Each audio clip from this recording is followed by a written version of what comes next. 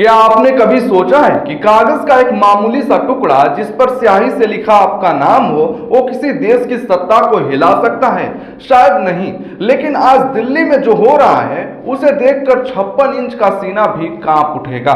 आज हम आपको तस्वीरें दिखाने जा रहे हैं, वो सच बताने जा रहे हैं जिसे देखकर सत्ता के गलियारों में सन्नाटा पसर गया है। गोदी मीडिया आपको ये नहीं दिखाएगा क्योंकि वहां 272 दस्तखतों पर तो शोर मचता है, लेकिन जब देश की 5 करोड़ जनता खड़ी हो जाए तो उनके कैमरे बंद हो जाते हैं। एक कहानी उस जन विद्रोह की है जो कागजों पर दर्ज होकर अब राष्ट्रपति भवन का दरवाजा खटखटाने जा रहा है। एक खबर आ रही है लोकतंत्र की सबसे बड़ी वोट चोरी के खिलाफ खड़े हुए हिंदुस्तान की।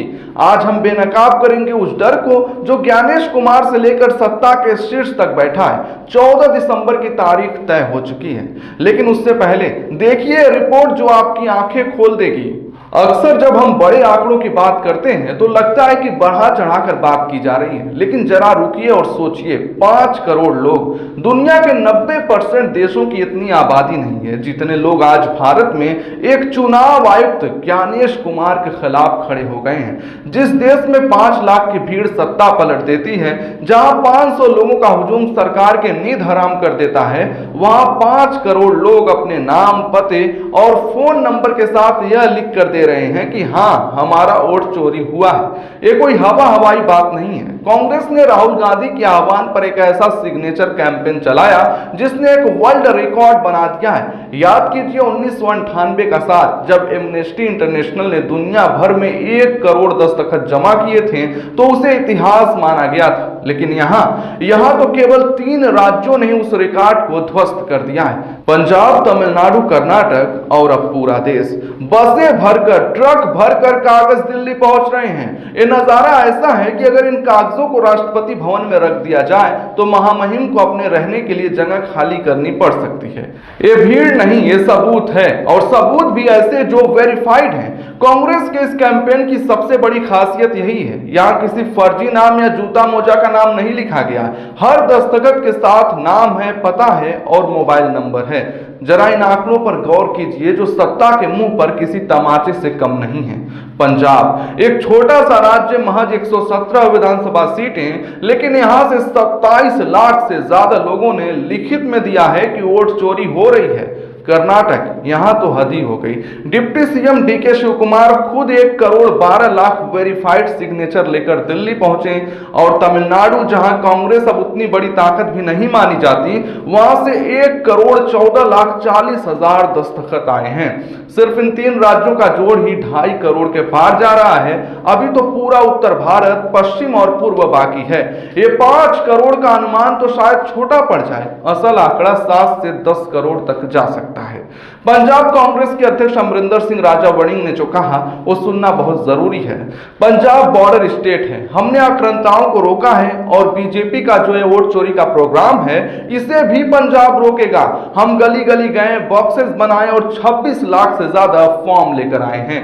वहीं कर्नाटक से डीके शिव कुमार ने जो हुंकार भरी वह भी सुनिए। मेरी लड़ाई हर एक वोट को बचाने की है। 1 crore 12 lakh signature, verified details और फोन नंबर के साथ हमने सौंपे हैं। हमने इलेक्शन प्रोसेस की गंभीर अनियमितताओं को एक्सपोज किया है। अब सवाल ये उठता है कि ये 5 से 7 करोड़ दस्तखत जाएंगे कहां? पता है, राष्ट्रपति भवन। लेकिन यहाँ एक बहुत बड़ा और कड़वा सवाल खड़ा होता है। हम उस महिला के संघर्ष को नमन करते हैं जो देश की आज राष्ट्रपति हैं। एक आदिवासी पृष्ठभूमि से निकलकर रायसीना हिल तक पहुंचना गर्व की बात है, लेकिन क्या सत्ता की वह कुर्सी इंसान को इतना बदल देती है? मणिपुर 2 साल तक जलता रहा, महिलाओं को नग्न घुमाया गया, लेकिन महामहिम की तरफ से एक सख्त बयान तक नहीं आया। अनुसुईया उइके रोती रहीं, गिड़गिड़ाती रहीं, लेकिन राष्ट्रपति भवन खामोश रहा। क्या राष्ट्रपति का पद अब सिर्फ एक सोने का पिंजरा बनकर रह गया है? हमें याद आते हैं डॉक्टर एपीजे अब्दुल कलाम। वही कुर्सी थी, वही भवन था, लेकिन उस शख्स ने राष्ट्रपति पद की परिभाषा बदल दी थी। उन्होंने अपनी रीढ़ की हड्डी को झुकने नहीं दिया। आज देश पूछ रहा है, जब देश की सेना के सुप्रीम कमांडर आप हैं तो सीज फायर क्यों होता है?